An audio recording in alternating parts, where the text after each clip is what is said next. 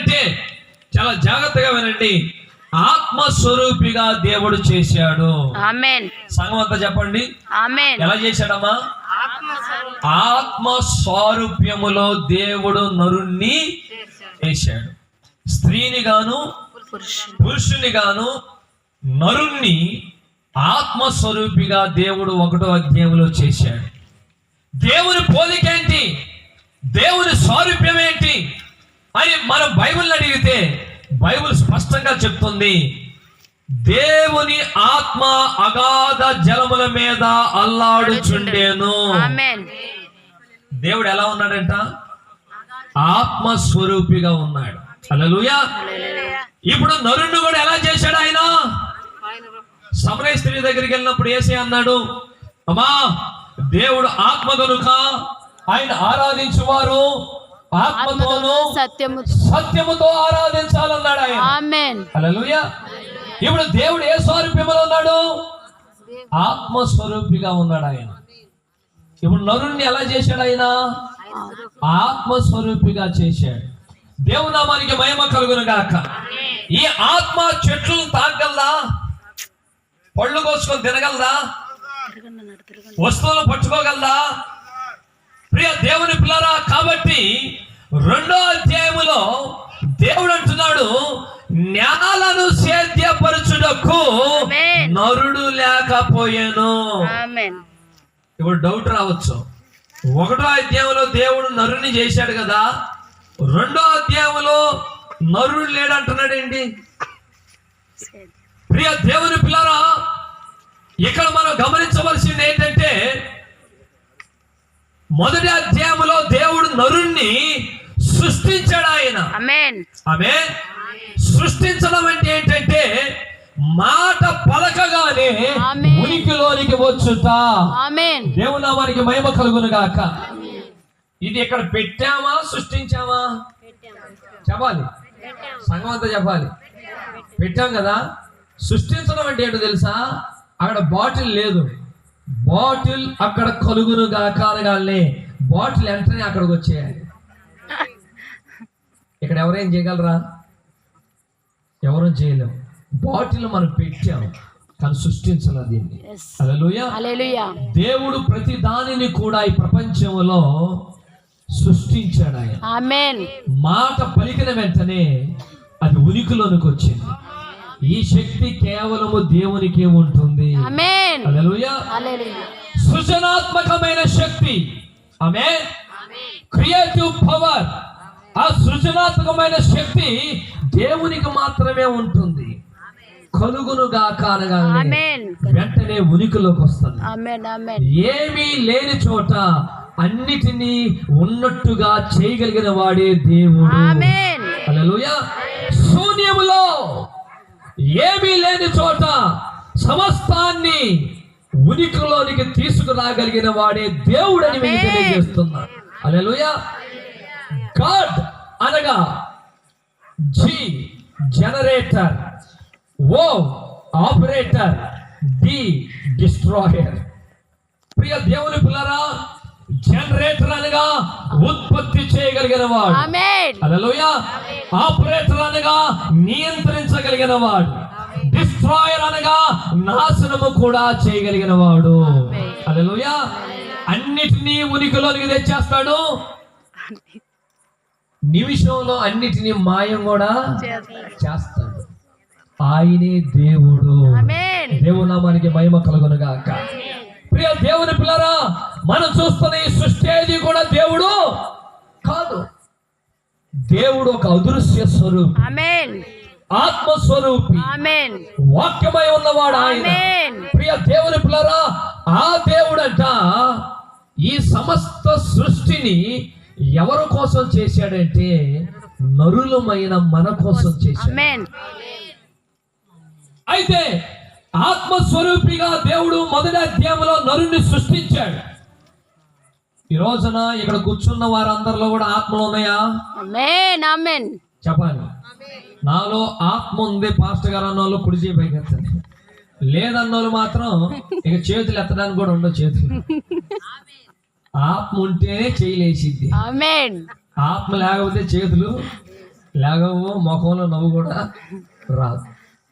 కాబట్టి 2వ అధ్యాయంలో దేవుడు జ్ఞానమును తీసుకున్నాడంట. దేవుని నామానికి మహిమ కలుగును గాక. ఏం తీసుకున్నాడమ్మా? జ్ఞానమును తీసుకున్నాడు. ఆయన మట్టి తీసుకున్నాడు. తీసుకొని ఈ ఆత్మ నివసించడానికి యోగ్యమైన ఒక నివాస స్థలమును ఏర్పాటు చేశాడు. చప్పలు కొట్టుకున్నాడు. హల్లెలూయా.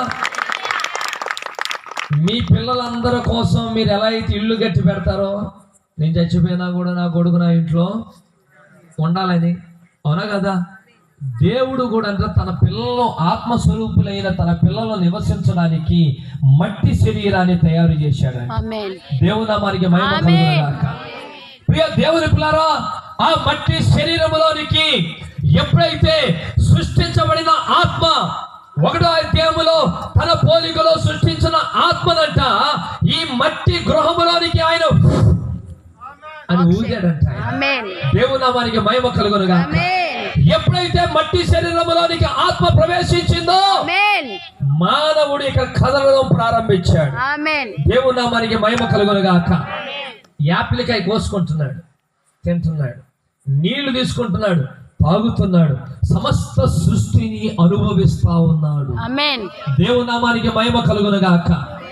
అయితే ప్రియ దేవుని పిల్లరా, దేవుడంట మానవుణ్ణి ఎలా చేశాడంటే మరణము లేని వాడిగా.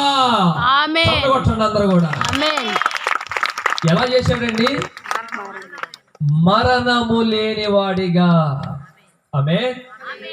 వ్యాధి లేని వాడిగా, బాధలు లేని వాడిగా, చెమటలు పట్టని వాడిగా, కన్నీళ్ళు రాని వాడిగా. ఆమేన్. వృద్ధాప్యము. అమ్మా లేచి నిలబడి ఒకసారి. తల్లి నాకు పెన్ను ఇచ్చింది, దేవుడిని దీవించును గాక. పోయినసారి వచ్చినప్పుడు పెన్ను ఇచ్చింది తల్లి గారు. లే ఒకసారి. తెల్లింటుకులు రాకుండా, ముఖం చేతులు ముడతల పడకుండా, ఆమె వంగిపోయే స్థితి రాకుండా, అలా దేవుడు మానవుడు చేశాడు. హల్లెలూయా.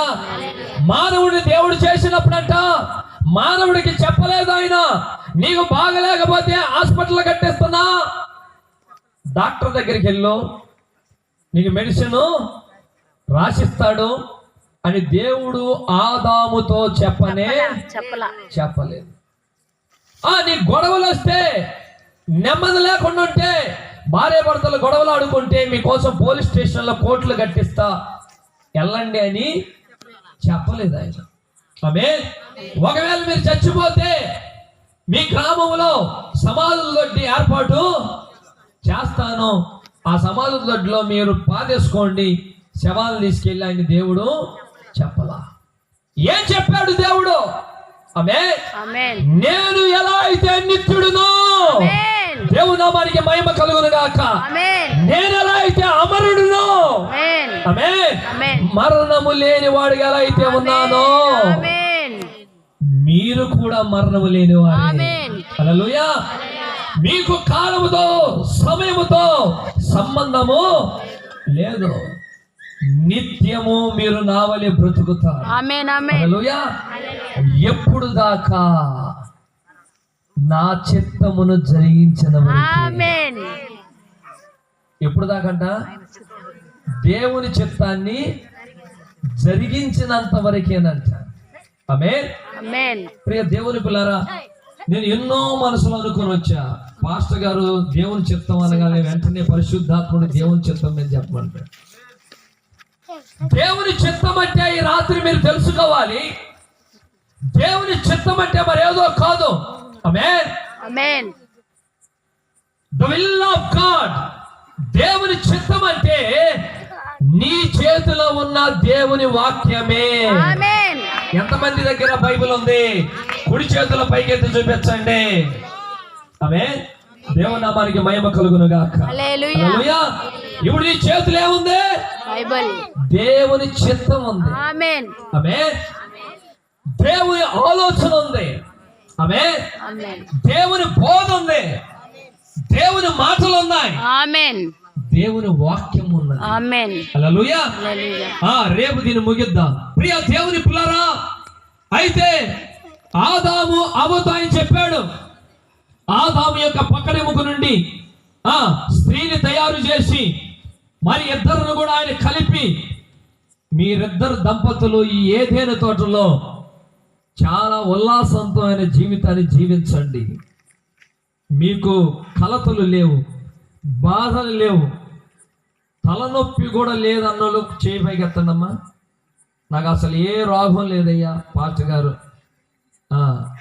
ప్రియ దేవుని పిల్లరా, ప్రతి ఒక్కరికి ఏదో ఒక వ్యాధి ఉంది. గ్యాస్ ట్రబుల్, ఆమె థైరాయిడ్, షుగరు, బీపీఓ, అవునా కదా, హార్ట్ ప్రాబ్లము, ఊపిరితిత్తుల problem, kidney problem, liver problem, అవునా, మానసికమైన సమస్య, ఏదో ఒక వ్యాధులతో మనం సతమతం అవుతున్నాం. కానీ ఆదాము అవ్వకి ఏమీ లేవు. నిత్యత్వములో నిత్య జీవాన్ని అనుభవిస్తా ఉన్నారంటే తోటలో. అయితే దేవుడు చెప్పాడు, నా వాక్యాన్ని మీరు నెరవేర్చినంత కాలం మీకు మరణము లేదు, హల్లెలూయా, వృద్ధాప్యము లేదు, రోగము లేదు, ఆమేన్, శ్రమలు లేవు. కానీ నా వాక్యాన్ని ఎప్పుడైతే మీరు మీరుతారో వెంటనే మీ మీదకి తీర్పు వస్తుంది, శిక్ష వస్తుంది. ఆ శిక్ష ఏదో కాదు కానీ మరణము. ఆమేన్. ఇప్పుడు అర్థమైందా మరణం ఎక్కడ ప్రారంభించబడిందో? ప్రియ దేవుని పిల్లరా, ఆజ్ఞ అతిక్రమమే పాపము, పాపము కొంచెం జీతము మరణము. పాపం అంటే ఏంటి? దొంగతనం పాపమా? వ్యభిచారం పాపమా? నరహత్య చేయడం పాపమా? మోసగించడం పాపమా? అబద్ధ సాక్ష్యం పలకడం పాపమా? ఏది పాపం? నేను చెప్పిన లిస్ట్ అంతా కూడా పాపము యొక్క లక్షణాలు. కానీ పాపం ఏంటో తెలుసా? దేవుని యొక్క మాటను, దేవుని యొక్క వాక్యమును విశ్వసించకపోవడమే పాపము. దాన్ని మనం ఏం చెప్తామంటే అవిశ్వాసమే పాపము. హల్లెలూయా. ఏది దేవుడు అనబడునో ఆ దేవుణ్ణి నమ్మకపోవడమే పాపం, విశ్వసించకపోవడమే, ఆమేన్, ఆయన సేవించకపోవడమే, ఆయనకు లోబడకపోవడమే, ఆయన వాక్యమును మేరడమే పాపమని మీకు తెలియచేస్తా ఉన్నాను. హల్లెలూయా, హల్లెలూయా. ఆది దంపతులు ఏం చేశారు? నేను వస్తా ఉంటే నా చిన్న కొడుకు ఫోన్ చేశాడు, డాడీ అంటున్నాడు. ఏంట్రా నీ గొంతు పొంగురు పోయిందన్న. నేను వచ్చేటప్పుడు బాగానే ఉంది కదా, ఏమైందిరా నీ గొంతుగా అన్న. చెప్పట్లా. వాళ్ళ మమ్మీని అడిగితే చెప్పట్లా. వీడియో కాల్ చేసి అన్నాను, నువ్వు ఏం తిన్నావో చెప్పరా అన్న. చెప్పరా అంటే వాడు తిన్నీ పక్కన పెట్టి, డాడీ నేను స్కూల్కి వెళ్ళేటప్పుడు నువ్వు చాక్లెట్ కొనిచ్చావు కదా, ఆ చాక్లెట్ తిన్నాను డాడీ, అందుకే జలుబు చేసింది అన్నాడు. వాడు ఎంత తెలివైనోడంటే వాడికి 3 సంవత్సరాలు లేవు, వాడు నా మీద నెట్టేస్తున్నాడు. నువ్వు చాక్లెట్ పెట్టావు కాబట్టి నాకు జలుబు చేసింది అంటున్నా. ఇప్పుడు నేనేమన్నా మాట్లాడగలనా? ఇక నేను మాట్లాడలేను, ఎందుకంటే అరే నేనే పెట్టా కదా. కానీ నేను ఎప్పుడు నా ఇద్దరు కొడుకుల్ని వారిస్తా ఉంటా. ఏమనంటే కూలింగ్ వాటరు తాగొద్దు, స్వీట్లు తినద్దు, చాక్లెట్లు తినద్దు, జలుబు చేసిద్ది, గొంతు నొప్పి వచ్చిద్ది. కానీ పిల్లలు ఏం చేస్తారు? ఏది చేయొద్దంటారు అదే చేస్తారు. అదే చేస్తారు కదా రహస్యంగా. మా వాడికి చాక్లెట్లు, స్వీట్లు వాడికి ఇష్టమైన పెట్టట్లేదు.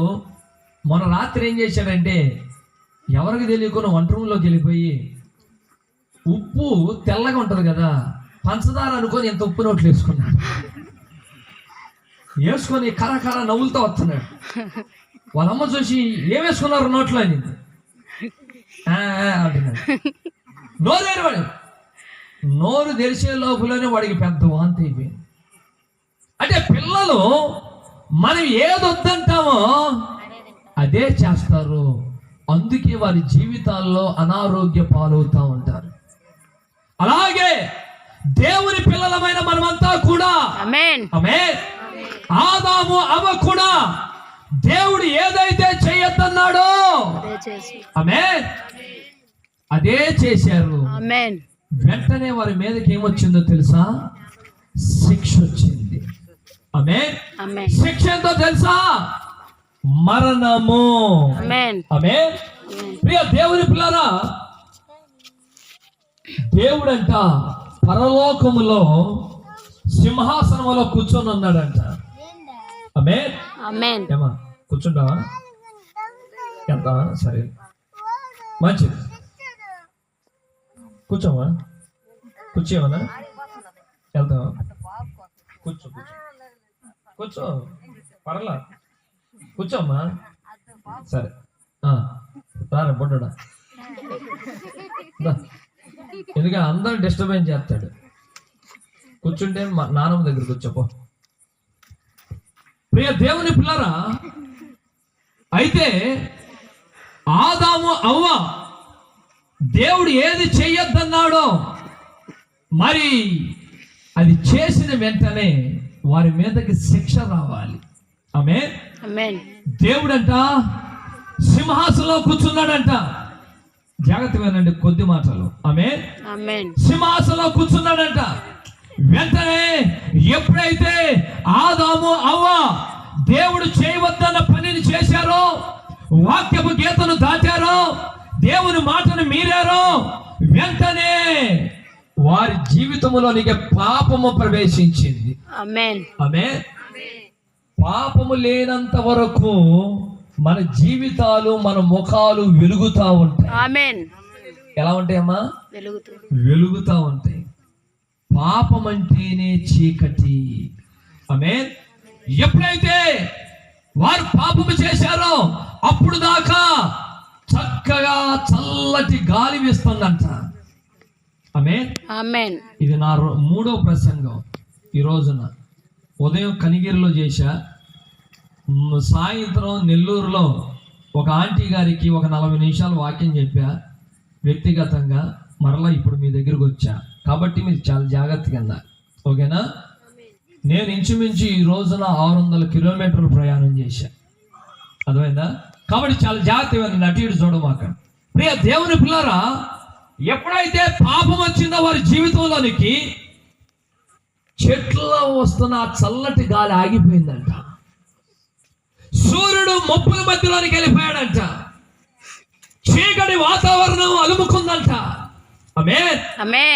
అప్పుడు దాకా ఆదాము అవ్వకి దిగంబరత్వం అంటే తెలియదు. వారి మీద ఒక వస్త్రం ఉన్నది. దేవునామానికి మహిమ కలుగును.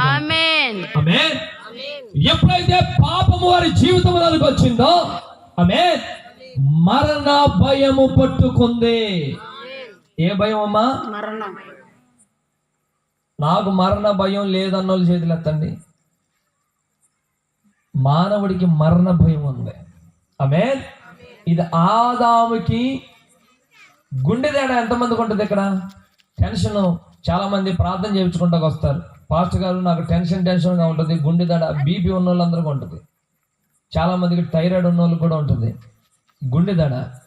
ఆదాముకి అవ్వకి ఫస్ట్ సారి గుండె దడ ప్రారంభమైంది. టెన్షన్ ప్రారంభమైంది. చెమటలు పట్టడం ప్రారంభమైంది.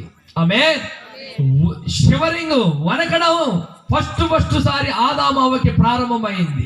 హల్లెలూయా.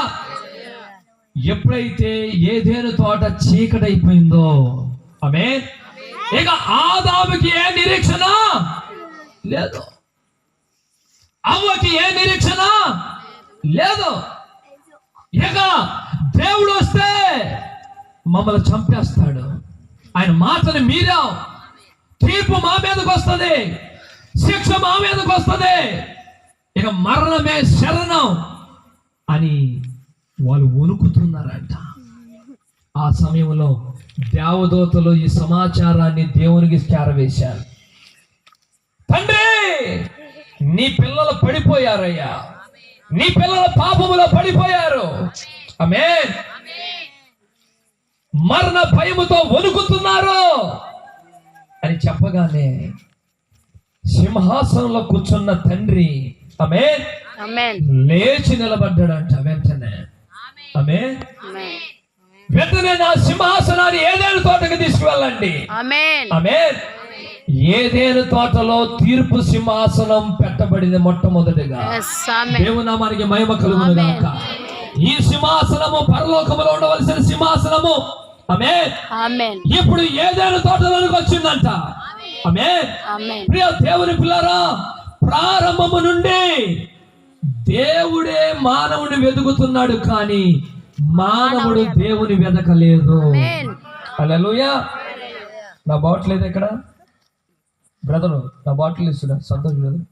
చూడండి ప్రియ దేవుని పిల్లరా, బిస్లరీ ఇందాక తెచ్చాను ఇక్కడికి. చూడండి ప్రియ దేవుని పిల్లరా, ఎప్పుడైతే తీర్పు సింహాసనం అక్కడికి వచ్చిందో మరణ భయముతో మరి వణుకుతా ఉన్నారు దేవుని పిల్లలు. వెంటనే ఆదామా ఎక్కడ ఉన్నావు, ఎక్కడ ఉన్నావు? ఈ రాత్రి కూడా నువ్వు ఎక్కడ ఉన్నా ఆయన స్వరము పొక్కొందల పాడు వచ్చింది. దేవునామానికి మహిమ కలుగును గాక. ఈ రాత్రి నువ్వు ఇంట్లో కూర్చొని ఉండవచ్చు. ఆమేన్. ఏం వెళ్ళేదిలే, ఆయన ఎప్పుడు జాన్ ప్రసాద్ గారు ఎట్లాంటి కోటాలు పని పాట లేకుండా పెడతా ఉంటాడు అని అనుకోవచ్చు. లేదు, నీకోసమే సహోదరి, నీకోసమే సహోదరుడా, ఈ రాత్రి దేవుని స్వరము నీకోసమే. హల్లెలూయా. ప్రియ దేవుని పిల్లరా, నిరీక్షణ లేక మరణ భయముతో ఆమేన్ జీవితం మీద ఆశలు కూడా లేవంటే ఇంకా. ప్రియ దేవుని పిల్లలు, మన జీవితాల్లో అలాంటి పరిస్థితులు వచ్చినాయా? ఆమేన్. ఏదైనా తోటలో ఆదాము అవ్వ పరిస్థితి కూడా అదే. ఆమేన్. అలాంటి సమయంలో దేవుని యొక్క సముఖం అంతా కూడా ఏదైనా తోటకు వచ్చింది. ఆమేన్. దేవుడు ఏం తీర్పు తీర్చబోతాడా? ఆమేన్. ప్రియ దేవుని పిల్లరా, వెంటనే వాడిని చంపాలైనా ఏదైనా తోటలో ఆయన స్వరం వినిపిస్తుంది. ఆదామా ఎక్కడ ఉన్నావు? ఈ రాత్రి కూర్చున్న మీ అందరికి కూడా ఏదో ఒక రోజున ఆ స్వరం వినిపించిందా? మనం వెతుక్కుంటూ వచ్చిందా? మన ఇంటికి మన గ్రామానికి వచ్చిందా? అందుకే కదా మనం ఇక్కడ కూర్చొని ఉంది. హల్లెలూయా. నేను కూడా లోకములో ఉన్నప్పుడు ఆ స్వరము నాకు వినిపించింది. నన్ను ఆకర్షించింది ఆ స్వరం, నన్ను ప్రేమతో పిలిచింది ఆ స్వరం. హల్లెలూయా. నేను నశించబోవడం ఆయనకి ఇష్టం లేక ఆయన నా దగ్గరికి వెతుక్కుంటూ వచ్చాడు ఆయన. హల్లెలూయా. ప్రియ దేవుని పిల్లరా, ఏదైనా తోటలో కూర్చున్నాడు ఆయన. అయ్యా, నీ స్వరమును విన్నప్పుడు నేను దిగంబరనని నాకు తెలిసి ఇదిగో ఈ పొదల చోటన నేను దాగి ఉన్నాను. ప్రియ దేవుని పిల్లరా, ఎవరు నువ్వు దిగంబరం అని ఎవరు నీకు చెప్పారో? అయ్యా, నువ్వు చేయవద్దన్న పనిని చేసిన వెంటనే నా దిగంబరత్వం అంతా బట్టబయలైంది అయ్యా. ఆమేన్. మానవుని యొక్క నైజం ఏంటో తెలుసా? ఎందుకు చేసే తప్పు అంటే పక్కనోడు మీద కొడతాం. అవునా? మనం ఒప్పుకోం మనం. ఇదిగో నీవిచ్చిన, చూడండి నా చిన్న కొడుకులో ఉన్న తెలివితేటలు చూడండి. నువ్వే డాడీ ఇచ్చింది చాక్లెట్ అన్నాడు. ఆదాం కూడా ఏం చేస్తున్నాడు? ఇదిగో నీవిచ్చిన ఈ స్త్రీయే అలా చేయనట్లు నన్ను చేసింది. స్త్రీ నీకేమొచ్చింది అంటే ఇదిగో ఈ సర్పమే నన్ను మోసము చేసింది. ఒకళ్ళ మీద ఒకళ్ళు. అసలు మానవుడు చేయాల్సిన పని ఏంటో తెలుసా? ఒకళ్ళ మీద ఒకరు నట్టుకోవడం కాదు, వెంటనే తండ్రి పాదాల మీద పడిపోవాలి. పాదాలు పట్టుకొని, నాన్నా నేను తప్పు చేశాను, తండ్రి నన్ను క్షమించు అని గోసాడడానికి బదులుగా ఒకళ్ళ మీద ఒకరు నెట్టుకుంటున్నారంట. ప్రియ దేవుని పిల్లారా, ఆ అంజూరు ఆకులతో వారి యొక్క దిగంబరత్వాన్ని కప్పుకుంటూ తండ్రి ముందు సిగ్గుపడుతూ వణుకుతూ ముఖమంతా చెమట పట్టి ఆ మరణ భయముతో వారున్న స్థితినంట తండ్రి చూసినప్పుడు తండ్రి హృదయములో నుండి కృప ఉప్పొంగడం ప్రారంభించింది. దేవుని నామానికి మహిమ కలుగును గాక. ఆమేన్. అరే పొట్టోడా ఇట్రారా, రేయ్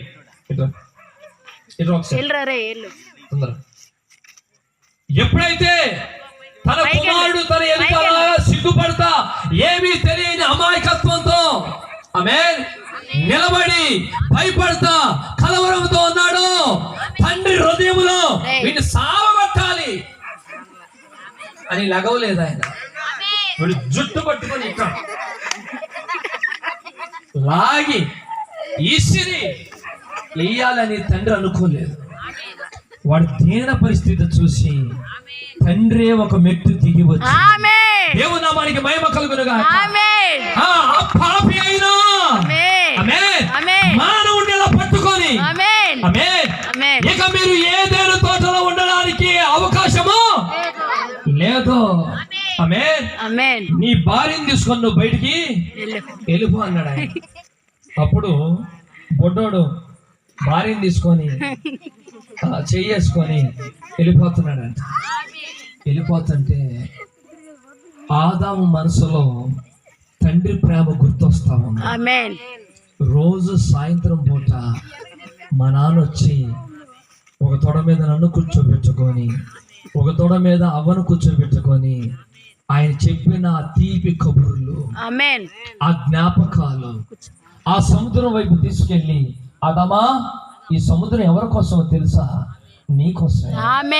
ఈ జలచర రాశులు ఎవరి కోసమో తెలుసా? నీకోసమే. సూర్య చంద్ర నక్షత్రాలు ఎవరి కోసమో తెలుసా? నీకోసమే. ఈ చెట్లు పళ్ళు ఎవరి కోసమో తెలుసా? నీకోసమే. నేను ఏ అధికారాన్ని కలిగి ఉన్నానో సమస్త అధికారాన్ని నీకు ఇచ్చా. నేను చెప్తే ఎలా జరిగిందో నువ్వు చెప్తే కూడా జరుగుతుంది. సింహమా రా అంటే వస్తుంది, వెళ్ళిపోమంటే వెళ్ళిపోద్ది. సముద్రమా నా దగ్గరికి రమ్మంటే వస్తుంది, సముద్రం వెళ్ళిపోమంటే వెళ్ళిపోద్ది. అలాంటి అధికారాన్ని నీకు ఇచ్చా. ఇవన్నీ కూడా ఆదాము మనసులో అంట జ్ఞాపకం వస్తున్నాయంట. భార్యతో వెళ్ళాలా, తండ్రి దగ్గర ఉండాలా, అర్థం కాని పరిస్థితి. సరే ఆదాము అనుకున్నాడంట, ఒక మాట అనుకున్నాడు, నేను నా భార్యను తీసుకొని ఏదేం తోటల నుంచి బయటకు వెళ్ళిపోతా, కానీ ఏదో ఒక రోజున తండ్రి నన్ను వెతుక్కుంటూ భూమి మీదకి వస్తాడు. చెప్పలేదు దేవుడు మనకి మహిమ కలుగును గాక. ఈ ఆశతో వెళ్ళిపోతున్నాడంట. వెళ్ళిపోతా ఉండగా అంత దూరమున వెళ్ళిపోయినప్పుడు మరలా దేవుడు పిలిచాడంట, ఆదామా. ఆమేన్. దేవుడు మనకి మహిమ కలుగును గాక. ఈ చెయ్యేసుకొని ఏడుస్తా ఇద్దరు వెనక్కి ఇలా తిరిగారంట. తిరగగానే ఆదామా బాధపడమాకు, ఆమేన్, నేను రాసిన చట్ట ప్రకారముగా నిన్ను నేను పంపించేస్తున్నా, కానీ నేను నిన్ను వెతుక్కుంటూ స్త్రీ సంతానముగా భూమి మీదకి వస్తా. నేనే శరీర అవతారములో భూమి మీద పుడతా. ఒక రోజున పుట్టినప్పుడు నువ్వు మట్టిలో కలిసిపోయినా ఆమేన్, మరలా నేను తిరిగి లేపుతాను. హల్లెలూయా. కృప, దేవుని హృదయములోంచి ఆ కృప ఉప్పొంగుతూ బయటకు వచ్చింది. ఆదాము కోసం ఒక వాగ్దానం చేసిందంట కృప. దేవుని నామానికి మహిమ కలుగును గాక. ప్రియ దేవుని పిల్లరా, ఆ వాగ్దానం చేసిన కృప తరాలలో యుగాలలో భక్తి పరుల జీవితాలలో అదే దేవుడు కృప వాత్సల్యతలో చూపించాడు ఆయన. హల్లెలూయా. అబ్రహాము అబద్ధం ఆడినప్పుడు నేను ముగిస్తా ఉన్నాను. ఆ అబ్రహాముతో దేవుడు చెప్పాడు ఏమనంటే, నేను చూపించు దేశానికి నువ్వు వెళ్ళు. వెళ్ళాడా? ఈ రాత్రి అబ్రహాము సంతానం ఇక్కడ ఉన్నారా? ఆమేన్. అబ్రహాము యొక్క విశ్వాస సంబంధులు ఇక్కడ ఉన్నారా? ఆమేన్. అబ్రహాము లాంటి తెగింపు కలిగిన వారు ఇక్కడ ఉన్నారా? ఆమేన్. అబ్రహాము మరి సృష్టిని పూజిస్తా ఉన్నప్పుడు, రాళ్ళని, రప్పల్ని, చెట్టుల్ని, జంతువుల్ని, పక్షుల్ని పూజిస్తా ఉన్నప్పుడు దేవుడు అబ్రహామును పిలిచాడంట. దేవునామానికి మహిమ కలుగును గాక. హల్లెలూయా. పిలిచిన వెంటనే అబ్రహాముకి దేవుడు ఒక దేశాన్ని వాగ్దానం చేశాడు. ఆయన చూపించిన ప్రాంతానికి వెళ్ళాడు. అయితే దేవుడు అన్నాడు, ఈ దేశము నుండి నువ్వు అడుగు బయటికి పెట్టద్దు. ఏమన్నాడమ్మా? ఈ దేశం నుండి నువ్వు అడుగు బయటికి పెట్టద్దు అన్నాడు. కానీ అబ్రహాము కంట కరువు వచ్చిందని ఆ దేశము నుండి అడుగు బయటికి పెట్టాడు. కష్టం వచ్చినా గుర్తుంచుకోండి, శ్రమలు వచ్చినా, వ్యాధులు వచ్చినా, ఇబ్బందులు కలిగిన, కరువు వచ్చినా, మరణమే ఎదురు నిలబడిన యేసయ్యని విడిచిపెట్టకూడదు. యేసయ్య యెడల కలిగి ఉన్న విశ్వాసమును ఎన్నడూ విడిచిపెట్టకూడదు. అబ్రహాం ఏం చేశాడు? దేవుడు అన్నాడు, కరువు వచ్చినా నిన్ను నేను పోషిస్తా, శత్రువులు వస్తే నేను యుద్ధం చేస్తా, నువ్వు ఈ దేశంలోనే ఉండన్నాడు. కానీ అబ్రహాము అడుగు బయటికి పెట్టాడట. ఎప్పుడైతే ఐగుప్తు దేశానికి వెళ్ళాడో ఫరో తన భార్యని ఎత్తుకెళ్ళిపోయాడు. దేవుని యొక్క వాక్యమును ఎప్పుడైతే మనం మీరుతామో మన జీవితంలోనికి శ్రమలు ప్రారంభమవుతాయి, శోధనలు ప్రారంభమవుతాయి. ప్రియ దేవుని పిల్లరా, అబ్రహాము అంత మాత్రమే కాదు గాని శారా నా చెల్లని అబద్ధము కూడా చెప్పాడు, ఆడాడంట. ఇప్పుడు దేవుడు ఏం చేయాలి? నీకు ఒక దేశాన్ని ఇస్తానని నిన్ను పిలిస్తే నేను చూపించిన దేశంలో ఉండకుండా బయట అడుగు పెట్టాడు. అబద్ధాలు కూడా ఆడడం నేర్చుకున్నాడు. అబ్రహామును చంపేయాలి, అవునా కాదా? దేవుని వాక్యమును మీరితే వచ్చే శిక్ష ఏంటి చెప్పండి? మరణం. ఆదాము అవ్వ మీరారు కాబట్టి మరణము మానవ జాతి మీదకి. చూడండి, రోమిలకు రాసిన పత్రిక 5వ అధ్యాయము 12వ వచనం అనుకుంటా, త్వరగా చదవండి.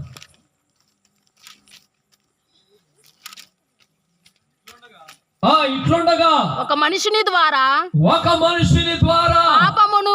పాపము ద్వారా మరణమును లోకములో ఎలాగో ప్రవేశించునో, లోకములోనికి ఎలాగో ప్రవేశించనో అలాగుననే మనుషులందరూ పాపము చేసినందున మరణము అందరికీ సంప్రాప్తమాయెను. ఆమేన్. ఎందుకు వచ్చిందంట మరణం? పాపము వలన మరణం వచ్చిందంట. ఆమేన్. ఆదాము అవ్వ చేసిన పాపమును బట్టి మానవ జాతి మీదకి మరణం వచ్చింది. ఆమేన్. ప్రియ దేవుని పిల్లరా, అబ్రహాము కూడా దేవుని వాక్యమును మీరిన వెంటనే అతన్ని దేవుడు అక్కడికక్కడే చంపేయాలి. కానీ దేవుని కృపంట అబ్రహామును కాపాడిందంట. దేవునామానికి మహిమ కలుగును గాక. సార్వభౌముడు, శక్తిమంతుడు, ఆయన కన్నెర్ర చేసి చూస్తే సముద్రమే 2 పాయలైపోయింది. హల్లెలూయా. కన్నెర్ర చేసి చూస్తే సొదొమ గొమొర పట్టణాలు కాలి తగలబడ్డాయి. కానీ అబ్రహాము వైపంట, తన కుమారుని వైపంట కృపా వాత్సల్యతలో దేవుడు చూశాడు. కనికరముతో చూశాడంట, దయతో చూశాడంట. తప్పు చేసిన క్షమించి కృప ఏం చేసింది? క్షమాపణనిచ్చింది. హల్లెలూయా. కృప ఏం చేసింది? జీవమునిచ్చింది. మరలా అబ్రహాముకు చెప్పాడు ఆయన, బాధపడవాక అబ్రహాం, నేను వెళ్ళి రాజును గద్దిస్తా. ఆమేన్. దేవుని నామానికి మహిమ కలుగును గాక. ఆమేన్. సైన్యం కలిగిన రాజుకి రాత్రికి రాత్రే ప్రత్యక్షమై, ఆమేన్, ఎవరి భార్యను తెచ్చావో తెలుసా? నా సేవకుడు భార్య తెచ్చావు. ఆమేన్. ఆమేన్. నీ నర్రాలన్నీ బయటికి తీసేస్తా. ఆమేన్. ఆమేన్. వణుకొచ్చేసింది. ఉదయాన్నే తివాచీ పరిచి అబ్రహాం గారిని పూల మీద నడిపించి, ఆమేన్. నీ భార్య ఇదిగోయ్యా అని చేతికి అప్పగించి ఆమేన్. డబ్బులిచ్చి పంపించాడు. చప్పలు కొట్టండి. దేవుని నామానికి మహిమ కలుగును గాక. అబ్రహాముని కాపాడినది కృప. ఆమేన్. హల్లెలూయా. ప్రియ దేవుని పిల్లరా, దావీదు మహారాజు రాజు అయిన తర్వాత గర్వించి, yes, ఆమేన్, సైన్యమంతా యుద్ధంలో ఉందంట. ఎక్కడ ఉందండి? యుద్ధం. సైన్యమంతా యుద్ధంలో. యుద్ధంలో ఉందంట. రాజుగారు ఇంట్లో ఉన్నాడు. సంఘం అంతా కోటాల్లో ఉంటే మనం ఇంటి దగ్గర ఉంటే పాపాలు చేస్తాం, ఎక్కడో చోట పాపాలు చేస్తాం. ఆమేన్. కోటాలు జరిగితే అక్కడికి వచ్చేయాలి. దేవుని ప్రసన్నతను అనుభవిస్తాం, దేవుని సన్నిధిని అనుభవిస్తాం, దేవుని ఆత్మ కదలికను అనుభవిస్తాం. ఆమేన్. మనలో ఒక చైతన్యాన్ని దేవుడు తీసుకొస్తాడు, ఆమేన్. ఉజ్జీవాన్ని తీసుకొస్తాడు, విశ్వాసాన్ని పెంపొందిస్తాడు. హల్లెలూయా. ఆవలగట్టు మీద ఆమేన్. ఆశను కలిగిస్తాడు, ఆమేన్. నిత్య జీవం మీద ఆశను కలిగిస్తాడు. ఆమేన్. కానీ ఇంట్లో ఉంటే టీవీ చూద్దామా, సెల్ ఫోన్ నొక్కుందామా, ఏం చేద్దాం, ప్రపంచం అంతా చూసి పాపంలో మునిగిపోతాం. దావీదు మహారాజు కూడా యుద్ధానికి వెళ్ళుంటే బాగుండేది. యుద్ధానికి వెళ్ళకుండా ఇంట్లో ఉన్నాడంట. ఇంట్లో ఉండి ప్రార్థన చేసుకుందామని మేడ పైకి ఎక్కాడంట. ఏం చేసుకుందామమ్మా? ప్రార్థన చేసుకుందామని ఎక్కాడంట. ఎక్కగానే రోజు రాజుగారు వచ్చి మేడ మీద తిరుగుతున్నాడని బెచ్చవాకి బాగా తెలుసు. ప్రియ దేవుని పిల్లరా, రాజు తిరుగుతాడని తెలిసినప్పుడు డోర్ వేసుకొని స్నానం చేయాలా లేదా? చేయాలి. ఆమేన్. మగోడు తిరుగుతాడని తెలిసినప్పుడు డోర్ వేసుకొని స్నానం చేయాలా లేదా? చేయాలి. కానీ ఆమె డోర్ తీసుకొని స్నానం చేస్తుందంట. అంటే దాని ఉద్దేశం ఏంటి? ప్రియ దేవుని పిల్లరా, చూడండి, ఈ రోజున చాలా మంది కూడా అలాంటి పరిస్థితుల్లోనే ఉన్నట్టుగా మనం చూడగలుగుతున్నాం. ఆమేన్. అయితే నీ భర్త చూడకపోవచ్చు, నీ భార్య చూడకపోవచ్చు, సృష్టిని సృష్టించిన సృష్టికర్త యొక్క నేత్రములంట ప్రపంచమంతా సంచారం చేస్తున్నాయి. లోకమంతటి సంచారం. జకర్యా గ్రంథంలోనే ఉన్నాయి, 7 నేత్రములు భూమి అంతటా సంచారము చేయుచున్నవి. హల్లెలూయా. కాబట్టి నువ్వు పొలంలో ఉన్నావో, ఇంటి దగ్గర ఉన్నావో, పొదల్లో ఉన్నావో, ఎక్కడ ఉన్నావో, మందు షాపు దగ్గర ఉన్నావో, పేకాట జోదమాడే స్థలంలో ఉన్నావో, ఎక్కడ ఉన్నావో దేవుని నేత్రం చూస్తుంది. ఆమేన్. హల్లెలూయా. లోకమంతటి సంచారం. దావీదు మహారాజు ప్రార్థన చేసుకోవడానికి వెళ్ళి కళ్ళు మూసుకున్నాడంట. యేసు ప్రభువా, యుద్ధంలో నా యొక్క సైన్యం ఉంది, నువ్వు కాపాడయ్యా అని ప్రార్థన చేస్తా కళ్ళు మూసుకొని, ఆమె నన్ను కళ్ళు తెరగానే కళ్ళెదుట బాత్రూమ్ తలుపులు తెరిచి ఒక ఆమె స్నానం చేస్తుంది. వెంటనే ఆమె చూసిన వెంటనే కామాత్ముడై, ఆమె వెంటనే సైనికుడిని పంపించి ఆమెను తన యొక్క రాజగృహానికి పిలిపించాడంట. ఆమె ఆ రాత్రి అంతా కూడా ఎంజాయ్ చేశాడు, ఎవరికి తెలియకుండా ఉదయాన్నే పంపించేశాడు. ఈ లోపల భర్త రానే వచ్చాడు రాజుకి ఏదో సమాచారం చెప్పడానికి. అయితే రాజు ఏం చేస్తున్నాడంటే, నేను చేసిన పాపం ఎవరికి తెలియకూడదు, కాబట్టి ఆమె గర్భవతి అయిందని నిన్న చెప్పింది కదా, ఈరోజు ఈ యొక్క ఏం పేరు, ఆయన పేరు ఉరియా, ఆమేన్, ఉరియాని ఇంటికి పంపిద్దాం, ఈ పాపాన్ని కప్పి పెడదాం, అని చెప్పి, ఉరియా నువ్వు ఇంటికి వెళ్ళి నీ భార్యతో సంతోషంగా ఉండు, సైన్యానికి నువ్వు వెళ్ళక్కర్లేదు, యుద్ధం నువ్వు చేయక్కర్లేదు అన్నాడు. కానీ ఉరియా అంట చాలా నమ్మకస్తుడంట. దేవుని నామానికి మహిమ కలుగును. ఆమేన్. హల్లెలూయా. రాజు వెళ్ళిపోమని ఇంటికి వెళ్ళి చక్కగా పడుకున్నాడు. కానీ ఉరియా ఎక్కడున్నాడు తెలుసా? రాజగృహము దగ్గర వాకిట పడుకున్నాడంట. ఉదయాన్నే లేచి ఉరియాను చూశాడు. ఉరియా, రాత్రి నీ భార్య దగ్గరికి వెళ్ళమంటే నువ్వేంటి ఎక్కడున్నావు అన్నాడు. రాజా, సైన్యమంతా యుద్ధములో ఉంటే నా భార్యతో నేను సుఖపడే సమయం అయింది. ప్రియ దేవుని పిల్లారా, ఎంత చెప్పినా వెళ్ళట్లా. వెంటనే రాజే ఒక తప్పు చేసి ఆ తప్పుని కప్పిపుచ్చడానికి ఇంకో తప్పు చేయాల్సి వచ్చింది. ఒకటి వ్యభిచారం చేశాడు, రెండోది మరణ శాసనం రాసి పంపిస్తున్నాడు పేపర్ మీద. యోబు, ఎక్కడైతే యుద్ధము భీకరముగా జరుగుతుందో ఉరియా గాడిని అక్కడ ముందు పెట్టేసి ఏ బాణం దెబ్బకో చచ్చిపోతాడు. అప్పుడు నేను చేసిన పాపం ఎవరికి తెలియదు అని చెప్పాడంట. ఆ పేపర్ కూడా తెలిసి చదవకుండా నమ్మకంగా తీసుకెళ్తున్నాడంట సైన్యాధిపతి దగ్గర. తీసుకెళ్లి సైన్యాధిపతికి ఇస్తే సైన్యాధిపతి చదివి, అరే వెళ్ళిపోరా, నువ్వు ఆ పక్కెళ్ళి అన్నాడంట. ఎలాగలే బాణం తగిలి చచ్చిపోయాడు.